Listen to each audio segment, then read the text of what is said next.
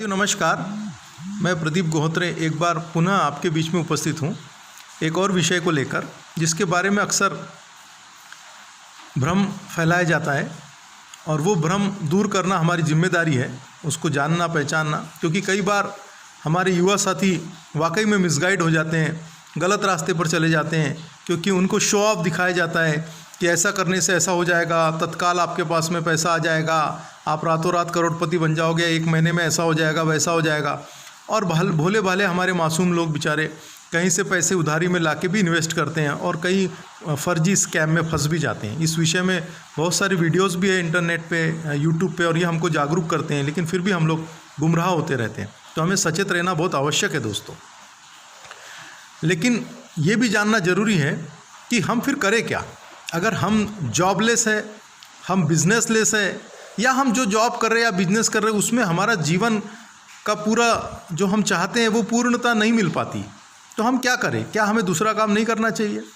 क्या एक व्यक्ति अगर दिन भर मेहनत करता है तो क्या वो सुबह पेपर बांटता है और शाम को अगर किसी लाइब्रेरी में काम करता है तो उसे करना नहीं चाहिए? बिल्कुल करना चाहिए।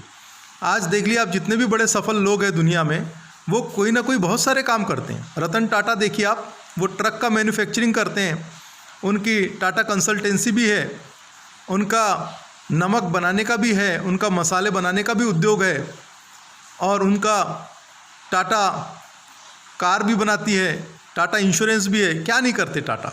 तो करना चाहिए, हमें बहुत सारे काम करने चाहिए और हमारे इसके लिए हमें अपने स्किल में डेवलपमेंट लाना चाहिए। अब टाटा इतने काम इसलिए कर पाते हैं क्योंकि उनके पास में पूंजी है। अब एक साधारण व्यक्ति जिसके पास में पैसा नहीं है वो इतने सारे काम कैसे कर ले, ये भी एक प्रश्न है। एक व्यक्ति एक नौकरी करता है तो एक नौकरी के साथ वो दूसरी नौकरी कर सकता है क्या? बहुत सारे काम वो कर सकता है क्या? क्योंकि अपना बहुत सारा समय वो दे देता है। और नौकरी में खुद को काम करना होता है, आप किसी से काम करवा नहीं पाते। बिजनेस में आम लोगों से काम करवा पाते हैं, इसलिए ये सब संभव है। टाटा इतना इसलिए कर पाते हैं क्योंकि उनके पास मैन पावर है। सो दोस्तों, हम क्या करें? एक आम आदमी क्या करे? एक विषय ये उठता है कि आम आदमी क्या करे। तो आम आदमी अगर कोई बिज़नेस करता है, उसके अलावा उसके पास कुछ नहीं है, एक जॉब करता है, उसके अलावा कुछ नहीं है, लेकिन अब जीवन जीना कितना मुश्किल हो गया है, कितना दुर्भर हो गया है। ज़रूरी नहीं कि हमेशा आप जिस काम को कर रहे हो उससे पैसा आते रहे। और कोरोना ने से बहुत अच्छा समझा दिया है कि आपको एक सोर्स ऑफ इनकम पे कभी भी डिपेंड नहीं रहना चाहिए। आपकी सोर्स ऑफ इनकम आपके पास और भी होना चाहिए। अगर एक नल से पानी आना बंद हो जाए तो दूसरे नल से तो भी पानी आए।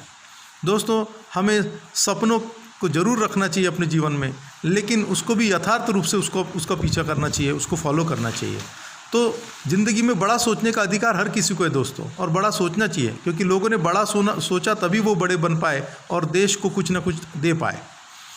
अगर एक छोटा व्यक्ति कभी प्रधानमंत्री बनने के बारे में सोचने से डरे तो वो कभी बन ही ना पाए, लेकिन वो आँखों में एक सपना संजो के किसी रास्ते पर चलता है, और अगर वो देश का प्रधानमंत्री बन सकता है तो क्यों ना हम सेवा के भाव को लेकर कुछ काम करें, जिससे हम खुद का भी फ़ायदा कर सकें और लोगों का भी फ़ायदा कर सकें। और इसके लिए ज़रूरी हमें प्लेटफॉर्म की। साथियों, अक्सर ये कहा जाता है कि डायरेक्ट सेलिंग इंडस्ट्री से बचना चाहिए क्योंकि यहाँ पर आपको मिसगाइड किया जाता है। बिल्कुल सही बात है sir. Most of the time मुझे भी ऐसा लगता था कि डायरेक्ट सेलिंग इंडस्ट्री में हमको मिसगाइड किया जाता है, लेकिन हम पढ़े लिखे लोग हैं, हम 21वीं सदी के युवा, जागरूक युवा हैं, हम फंसने वालों में से नहीं हैं। मैं कभी भी ये नहीं कहूँगा कि आप अपनी प्रॉपर्टी को गहन रख के कहीं पर पैसा लगाए या आप कहीं से उधार ला के पैसा लगाए। ऐसा कभी काम नहीं करना चाहिए। Money circulation scheme is totally fraud. पैसे जमा करना और फिर पैसे मिलेंगे, ये कहीं तक ठीक नहीं है। इसमें रिस्क है, सही हो भी सकता, मुझे नहीं पता, लेकिन रिस्क है। लेकिन अगर आप डायरेक्ट सेलिंग इंडस्ट्री का इतिहास जानें कि अमेरिका, जापान और बड़े बड़े जो ब्रिटेन ऐसे देश है जहाँ की अर्थव्यवस्था का बहुत बड़ा हिस्सा डायरेक्ट सेलिंग से आता है, तो हमें भी सोचना चाहिए, क्योंकि जो चीज़ अमेरिका में पहले होती है वो बाद में भारत में आती है। आज भारत 20 साल से डायरेक्ट सेलिंग इंडस्ट्री का अनुभव ले रहा है। इसमें कुछ कटु अनुभव भी आए, कुछ अच्छे अनुभव भी आए हैं। तो हमें ट्रेन का एक्सीडेंट जिस तरह हो जाता है तो लोग ट्रेन में बैठना बंद नहीं कर देते, लेकिन उस टेक्नोलॉजी में सुधार आता है और लोग फिर से ट्रेन में बैठना शुरू करते हैं। तो दोस्तों, हमें बहुत सोच समझकर डायरेक्ट सेलिंग इंडस्ट्री का चयन करना चाहिए कि हमें किस कंपनी को ज्वाइन करना चाहिए। उससे पहले हमें उसकी जानकारी ले, नेट पर सर्च करें क्या प्रोडक्ट है। अगर कोई कंपनी आपको 200 रुपये लेती है और 200 का प्रोडक्ट देती है और वो मार्केट की तुलना में सस्ता है या उससे मिलता जुलता प्राइस पर है और वो क्वालिटी भी दे रहा है आपको, तो वो डायरेक्ट सेलिंग इंडस्ट्री गलत नहीं है, वो कंपनी गलत नहीं है। जितना पैसा लेके अगर वो आपको सर्विस देती है तो वो कंपनी सही है। हाँ, लेकिन कोई कंपनी आपसे 100 रुपये लेती है और 10 रुपये का पेन देती है और बोलती है आप यहाँ पर आके डायरेक्ट सेलिंग में आइए और नेटवर्क तैयार कीजिए, तो वो गलत है। जितना उसकी क्वालिटी है उतना पैसा अगर वो चार्ज कर रही है तो वो कंपनी गलत नहीं है। और देखिए उस कंपनी का काम करने का तरीका क्या है, वो गवर्नमेंट के गाइडलाइन जो कंज्यूमर प्रोटेक्शन एक्ट 2019 आया है उसके हिसाब से वो गाइडलाइन फॉलो करती कि नहीं करती, उपभोक्ता संरक्षण अधिनियम को पालन करती कि नहीं करती, और 2016 की जो गवर्नमेंट की गाइडलाइन आई उसको पालन करती कि नहीं करती।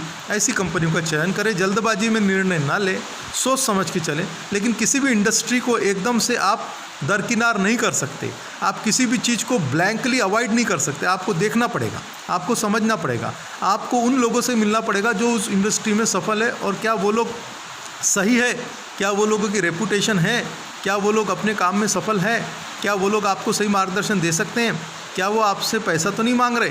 किसी को पैसा मत दीजिए दोस्तों, पैसा वहाँ दीजिए जहाँ से सामान मिलता है और सामान यूज़ कीजिए। और अगर आप सेटिस्फाइड है उस सामान को लेकर, उस प्रोडक्ट को लेकर, तो आगे आप बात करिए कि इसमें प्लान क्या है, कैसे काम करना है, क्या मैं लोगों के पैसे तो नहीं फंसवा रहा हूँ, क्या मेरे पे कल किसका लांछन तो नहीं लगेगा, कल आके कोई मुझसे क्वेश्चन तो नहीं करेगा कि तुमने मुझे फंसा दिया, मेरे पैसे चले गए। दूसरी बात दोस्तों, आप जो वर्तमान कार्य कर रहे हैं उसको करते हुए इस काम को करिए, डायरेक्ट सेलिंग को। अपना वर्तमान कार्य मत छोड़िए, कोई कितना भी आपको एक्साइटेड करे, अपना वर्तमान कार्य नहीं छोड़ना है।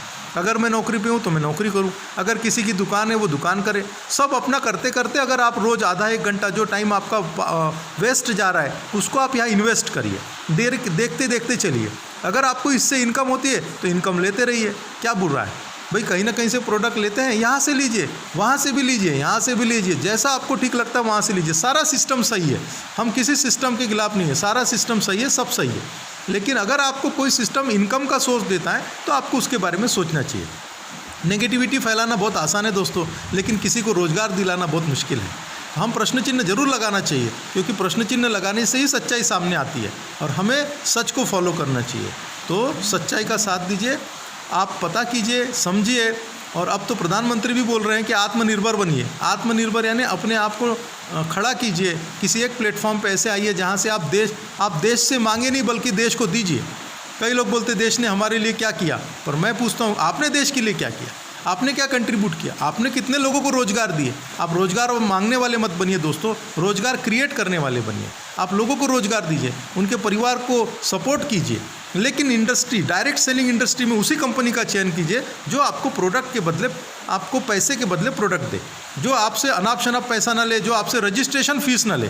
जैसे कोई कंपनी आपसे बोलती है कि आपको इस डायरेक्ट सेलिंग इंडस्ट्री की इस कंपनी में आना है तो 5,000 रुपये देना पड़ेगा, तो बिल्कुल उस कंपनी में ना जाए, क्योंकि ये गवर्नमेंट की गाइडलाइन के खिलाफ है। लेकिन कोई कंपनी आपसे 200 रुपये लेती है और 200 का प्रोडक्ट दे देती है। अगर वो आपसे 20 रुपये लेती है, 20 का बिस्किट देती है। अगर वो आपसे 50 रुपये लेती है, 50 रुपये का फेस वॉश देती है। अगर वो आपको हेयर ऑयल का पैसा लेती है और हेयर ऑयल देती है जो मार्केट से उतने ही रेट में आसपास है, तो आपको लेने में कोई दिक्कत नहीं होना चाहिए। लेकिन कोई कंपनी आपको बोलती कि हेयर ऑयल लगाइए 2,000 रुपये दीजिए, तो आपको ऐसी जगह नहीं जाना चाहिए। आपको देखना है कि जो पैसा आप पहले से खर्चा कर रहे थे उसी पैसे में आपकी सेविंग होती है, तो आपको इस निर्णय को लेना चाहिए। सो दोस्तों, मैं फिर से यही बात कहूँगा कि किसी भी इंडस्ट्री को, जिस तरीके से आपने बैंक में देखा कि शुरू में बैंक में पैसा जमा करने से लोग डरते थे, शुरू में जब वो बैंक आई तो लोगों को लगता था हमारा पैसा मिलेगा कि नहीं मिलेगा। इंश्योरेंस कंपनियों में लोग पैसा डालने से डरते थे कि हमारा पैसा मिलेगा कि नहीं मिलेगा। लेकिन जैसे जैसे समय बीतता गया, लोगों के पैसे मिलते गए। गवर्नमेंट ने बैंकों को रेगुलेट करने के लिए रिजर्व बैंक बनाया और इंश्योरेंस को रेगुलेट करने के लिए IRDA बनाया। उसी तरह डायरेक्ट सेलिंग एसोसिएशन बना हुआ है, इंडियन डायरेक्ट सेलिंग एसोसिएशन और federation of direct selling association. इसमें कंपनियां सूचीबद्ध होती है और ये उनके नियमों का पालन करती है। मैं फिर से कहूँगा कि कंपनी अच्छी भी है, गलत भी है। जहाँ पैसा लगाना पड़ता है वहाँ बिल्कुल ना जाए, लेकिन जहाँ सिर्फ समय लगाना है और पैसा दे के प्रोडक्ट लेना है तो आज उस कंपनी का बिल्कुल चयन करिए। और मैं कहूँगा RCM बिजनेस इसमें से एक बहुत अच्छी विकल्प हमारे लिए है, क्योंकि इनमें डेली नीड्स के प्रोडक्ट है और मार्केट से 10 से 20% सस्ते रेट में आपको मिल जाता है। तो जो प्रोडक्ट आप यहाँ से ले सकते हैं वो ज़रूर लीजिए, अन्यथा आप पुराने सिस्टम से जो ले रहे थे वो भी अच्छा है, लेकिन वहाँ पर हमारे पास में कोई इनकम का जरिया नहीं है, यहाँ पर हमको इनकम का जरिया भी हो जाता है। तो आपको निर्णय लेना है, आप अपने विवेक से निर्णय लीजिए, मेरे कहने पे कुछ मत कीजिए। लेकिन मैं आपके बीच में इसलिए आया हूँ कि मैं इसको अपनी ड्यूटी समझता हूँ कि मैं आपको जागरूक करूँ और क्या क्या विकल्प है। एक कैरियर काउंसलर के रूप में मैं आपको एक विकल्प देने के लिए आया हूँ कि डायरेक्ट सेलिंग भी एक बहुत अच्छा विकल्प हो सकता है। अगर हम सही कंपनी का चुनाव करें तो हम इसमें बहुत बड़ा बन सकते हैं, क्योंकि अब पाठ्यक्रम में भी डायरेक्ट सेलिंग को लाया गया है और अब विश्वविद्यालयों में भी इसको पढ़ाया जा रहा है। तो आप निश्चित रूप से आप इंडस्ट्री के बारे में जानकारी निकालिए, जल्दबाजी बिल्कुल ना करें, पैसे वाली कंपनी में बिल्कुल ना जाए। लेकिन जो कंपनी आपको आपके परिवार के सपने पूरे करने में मदद करती है, आपके बच्चों की पढ़ाई में आपको हेल्प करती है, आपके माता पिता के तबीयत में, स्वास्थ्य में खर्चा करने के लिए आपको इनकम का एक प्लेटफॉर्म देती है, तो उस बारे में हमको ज़रूर सकारात्मक रूप से सोचना चाहिए। नकारात्मक भी सोचना चाहिए और सकारात्मक भी, दोनों पहलू देख के निर्णय लेना चाहिए, जल्दबाजी में बिल्कुल नहीं लेना चाहिए। तो सर, मेरी ड्यूटी थी आप तक अपनी बात पहुंचाने की, मैंने पहुंचा दिया। निर्णय आपको लेना है। अगर आप किसी और सोर्स ऑफ इनकम के बारे में सोच रहे हैं कि आज आपके पास 10 लाख रुपए, लेकिन आपके पास ये विकल्प नहीं है कि मैं कौन सा दुकान लगाऊं, क्या खरीदूं, क्या कौन सी दुकान खोलूं, सब में कंपटीशन है, तो आप RCM बिजनेस में आके अपने जीवन को सफल बना सकते हैं। Thank you so much. जय हिंद।